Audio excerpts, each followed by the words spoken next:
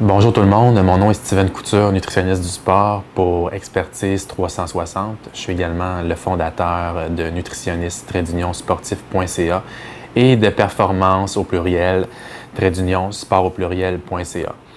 Dans la capsule présente, je vais vous parler d'apport en protéines journaliers pour les sportifs. C'est un sujet qui est très discuté actuellement.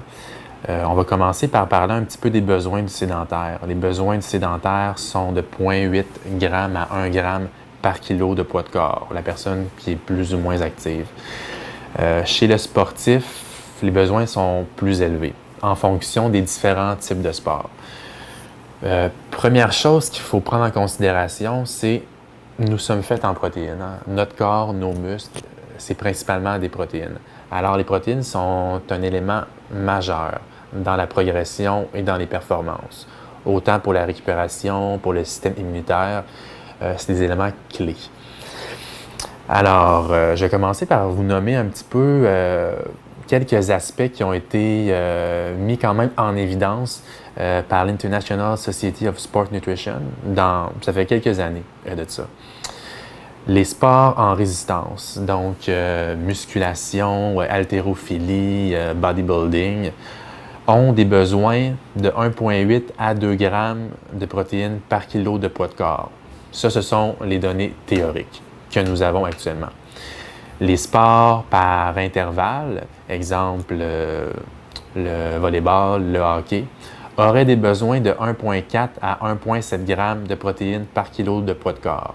Tandis que les sports d'endurance, comme le marathon, le duathlon, auraient des besoins plus bas, entre 1,2 et 1,4 g par kilo de poids de corps.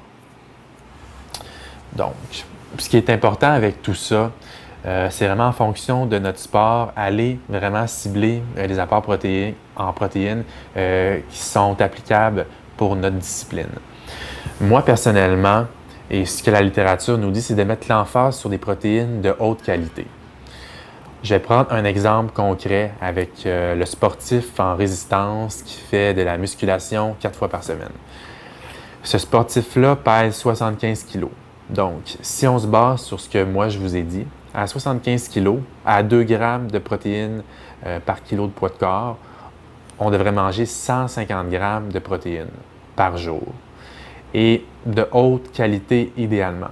De haute qualité, ça veut dire des protéines qui vont être en provenance des sources de produits animaux qui sont maigres, des viandes maigres, volailles, poissons. Également, les produits laitiers maigres, on peut mettre l'emphase sur ça. Et on peut également rentrer dans ça les suppléments de whey, qui sont une protéine de haute qualité qui est faible en matière grasse.